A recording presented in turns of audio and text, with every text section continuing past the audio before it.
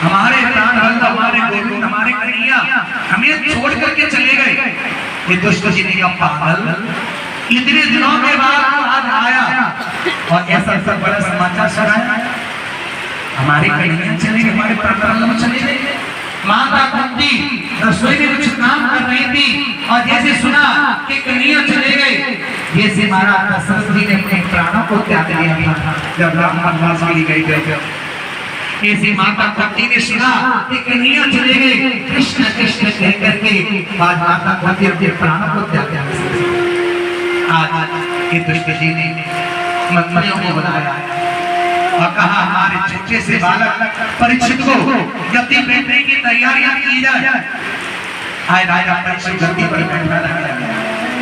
राजा परीक्षित का बाबा मैं तो बहुत छोटा हूँ, मुझे छोड़ करके कहाँ जा रहे हैं?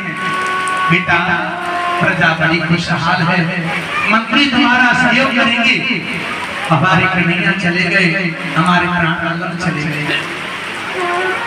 और जाते जाते तीनों उपदेश करके गए पांडव लोग परीक्षित को, बेटा तुम राजा हो, राजा का कर्तव्य बनता है अपनी प्रजा की रक्षा करना और आंखों के सामने देखना महापाप होता था।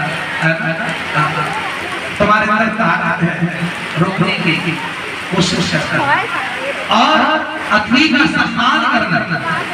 तीन उपदेश करके पांडव करना। शनि का प्राण बीच में हुआ, एक मिनट के लिए दुष्ट जी को दर्शन करने पड़े।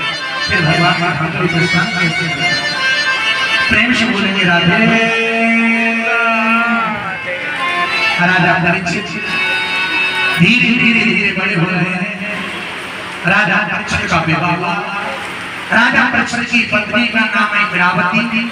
संयम अनुसार राजा परीक्षित के 4 पुत्र हुए। शास्त्र कहते हैं कि लाले पंच बरसानी 10 बरसाने ताड़े प्राप्त 16 वर्षे पुत्र में ब्रह्मराचरे। ध्यान से सुनिए, आपका बालक हो 5 वर्ष के बालक का खूब प्यार करता, 5 वर्ष के बालक खूब प्यार करो, खूब उसको खिलाओ। 10 वर्षान ताड़े, जब आपका बालक 10 वर्ष का हो जाए तो डांट करके रखो। हमारे बालक का ध्यान रखो, हमारा बालक कहाँ जाता है, कैसे बच्चों के साथ में खेलता है, कहाँ बैठता है, क्या खाता है, क्या पीता है। 10 वर्ष के बालक को डांट करके रखो। और जब बालक आपका 16 वर्ष का हो जाए तो उसको बालक अपना छोड़ दो, फिर एक मित्र का दर्जा दो। ये हमारा कोई मित्र होता है ना, हम कोई काम करते हैं उससे सलाह लेते हैं, ऐसे जो काम करो तो अपने बच्चे से सलाह लो। आए आपस में विचार करने लगे कि हमें 50 वर्ष का हो गया, अब 50 के बाद तो ऊपर जाने की तैयारी करनी चाहिए और जिम्मेदारी बच्चों को देनी चाहिए। तो बेटा का जिम्मेदारी देनी चाहिए। फिर तो कहना चाहिए बेटा बहू से बेटा लो, अब चाहे बनाओ चाहे बिगाड़ो, अब भगवान का भजन करेंगे। अब तुम्हारी इच्छा 2 रोटी दे दो तो ठीक है, तुम राजी पर नहीं साहब, जैसे जैसे बढ़ावा आएगा वैसे हमारी ममता घर में ज्यादा होती जाती है। तो 50 के बाद तो हम जाने की तैयारी करनी चाहिए। नहीं यहाँ तो लोटा खूब आनंद प्यारे है, ये नोएडा में लेकर के बड़ा आनंद लूट रहे हो, यहाँ तो खूब लूटा आनंद प्यारे, वहाँ के लिए क्या प्रबंध प्यारे। जब ऊपर जाओगे तो पूछा जाएगा क्या किया, तो क्या जवाब दोगे? क्या जवाब? तो आज परीक्षित ने अपने पुत्र को कहा बेटा अब हम भोजन करेंगे। राजा परीक्षित ने अपने बाबा का खजाना खोला तो उसमें एक सोने का मुकुट रखा था। सोने का मुकुट राजा परीक्षित को बहुत अच्छा लगा। राजा ने पूछा क्या मेरे बाबा का मुकुट है?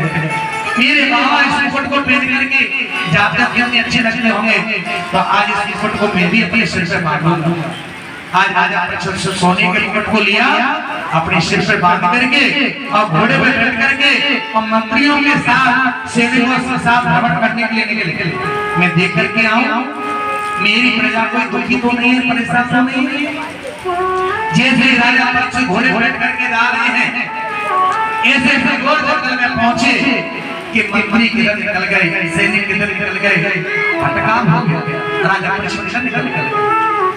ये आगे बढ़े तो देखा एक बैल खड़ा है, बैल और गौ माता खड़ी है और गौ माता बैल के सामने खड़ी होकर रो रही है। और बैल कौन है? धर्म है। धर्म रूपी बैल गौ माता को समझा रहा है, आप क्यों रो रही हो? चुप चुप, मेरा पैर कट गया इसलिए आप रो रही हैं क्या? अधर्म भी बैल कहता है मेरी ऐसा कर्म किया होगा इसीलिए मेरा पैर कट गया। और राजा परीक्षित दोनों की बात सुन रहे हैं। राजा परीक्षित ने कहा आपका पैर किसने काटा है और मेरे राज्य में किसने दुख दिया है आपको? धर्म की बैल कहने लगा